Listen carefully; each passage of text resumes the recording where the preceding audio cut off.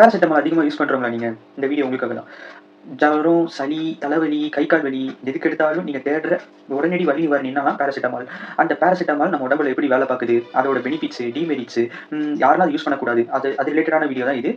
நம்ம யூஸ் பண்ணுற பேராசிட்டமால் வந்து எது கீழே வருதுன்னா NSAID, நான் ஸ்டீராய்டல் ஆன்டி இன்ஃப்ளமேட்டரி ட்ரக். இதோட வேலை என்னன்னா ஆன்டி இன்ஃப்ளமேட்டரி, அனல்ஜெசிக், ஆன்டிபயோட்டிக்காக வேலை பார்க்குது. அதாவது வீக்கத்தை குறைக்கிறது, டெம்பரேச்சர் குறைக்கிறது, கை கால் வலியை குறைக்கிறது. ஓகேவா? ஆனால் பேராசிட்டமால் வந்து ஆன்டி இன்ஃப்ளமேட்டரியா வேலை பார்க்காது. அதை நல்லா புரிஞ்சுக்கோங்க. அதாவது வீக்கத்தை குறைக்காது, டெம்பரேச்சர் அப்புறம் கை கால் வலியை மட்டும் தான் போக்குது.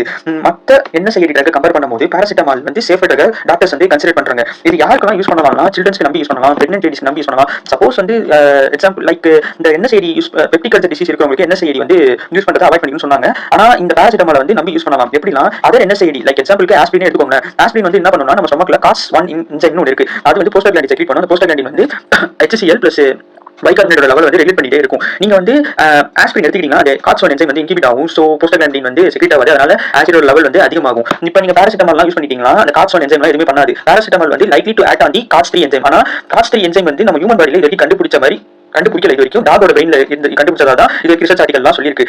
அப்புறம் வந்து இந்த பேராசிட்டமால் வந்து எப்படி நம்ம பாடியில மெட்டபாலைஸ் ஆகுதுன்னு இந்த வீடியோல பார்த்து கொஞ்சம் தெரிஞ்சுக்கோங்க. பேராசிட்டமால் அட்வைசபிள் டோஸ் அடல்ட்டா இருந்தாங்கன்னா 500 to 1000 mg tablet per day எடுத்துக்கலாம். சில்ட்ரனா இருந்தாங்கன்னா 10 to 15 mg எடுத்துக்கலாம். ஆல்கஹாலிக்கா இருந்தா 2 to 3 gram per day less then அமௌண்ட்ல தான் எடுத்துக்கணும். நார்மலா பேராசிட்டமால் வந்து நம்ம பாடியில எப்படி ரியாக்ட் ஆகுதுன்னு ஃபர்ஸ்ட் தெரிஞ்சுக்கோங்க. டேப்லெட் எடுத்துக்கிறீங்க, அது டைரக்டா உணவு குழாய் அதாவது ஈசோஃபேகஸ் ஸ்டொமக்லாம் தாண்டி லிவர் போய் ரீச் ஆகும். லிவர்ல போய் என்ன ஆகும்னா டேப்லெட் வந்து மெட்டபாலைசேஷன் நடக்கும். மெட்டபாலைசேஷன் நடந்து NAQPI ஒரு என்சைம் வந்து ரிலீஸ் ஆகும். அது வந்து பேராசிட்டமாலோட டாக்ஸிக் சப்ஸ்டன்ஸ். நம்ம லிவர்ல வந்து குளுட்டோதயோர்னு ஒரு என்சைம் இருக்கு. அந்த என்சைம் வந்து NAQPI அக்குமுலேஷனை முடிஞ்ச அளவுக்கு நியூட்ரலைஸ் பண்ணுது. ஓகேவா? சப்போஸ் நீங்க கிரானிக்கா பேராசிட்டமால் யூஸ் பண்றவங்களா இருந்தா அதிகமா நீங்க பேராசிட்டமால் எடுத்துக்கிறதுக்கு குளுட்டோதயோனோட லெவல் வந்து பாடியில குறைய ஆரம்பிச்சிருக்கு. சோ NAQPI யோட என்சைம் வந்து அக்குமுலேஷன் அதிகமா இருக்கும். அதனால லிவர் டாக்ஸிக் டேமேஜஸ் வர அதிக சான்சஸ் இருக்கு. 90% ஆஃப் மெட்டபாலைசேஷன் வந்து லிவர்லயே நடந்துருது. மிச்சம் இருக்க 10% தான் ரீனல்ல நடக்குது. ரீனல்னா கிட்னி. ஓகேவா? கிட்னில வந்து என்ன நடக்கும்னா அதே சேம் தான் குளுட்டோதயோன் இல்லாதனால கிட்னிலயுமே அந்த NAQPI என்சைம் வந்து அக்குமுலேட் ஆகி இன்ஜுரிஸ் காஸ் பண்ணும். அந்த இன்ஜுரி பேர் தான் chronic interstitial nephritis.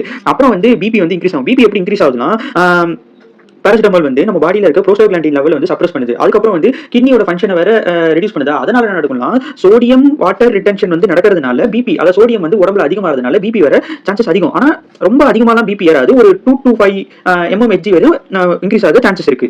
Metabolism video பார்த்திருப்பீங்கன்னு நம்புறேன். பேராசிட்டமால் யாரெல்லாம் எடுக்கக்கூடாதுன்னா கிரானிக் லிவர் டிசீஸ் இருக்கிறவங்க, அதாவது லிவர்ல பிரச்சனை இருக்கிறவங்க, அப்புறம் கிரானிக் கிட்னி டிசீஸ் அதாவது கிட்னில பிரச்சனை இருக்கிறவங்க, அப்புறம் கிரானிக்கா ஆல்கஹால் குடிக்கிறவங்க அதாவது சரக்கு அடிக்கிறவங்க, அவங்களுக்கு என்ன பிரச்சனைனா லிவர்ல வந்து கண்டிப்பா லிவர் வந்து டேமேஜ் ஆயிருக்கு. ஸோ நீங்க எடுத்துக்கிறதுனால மேற்கொண்டு அது டாக்ஸிசிட்டி தான் அதிகமாகும். அப்புறம் வந்து ஹைப்பர் டென்ஷன் பேஷண்ட் வந்து அளவோட எடுத்துக்கிறது நல்லது. அப்புறம் வந்து எல்டரா இருந்தாலும் அளவோட எடுத்துக்கிறது நல்லது. ஒரு விஷயத்தை நல்லா புரிஞ்சுக்கோங்க.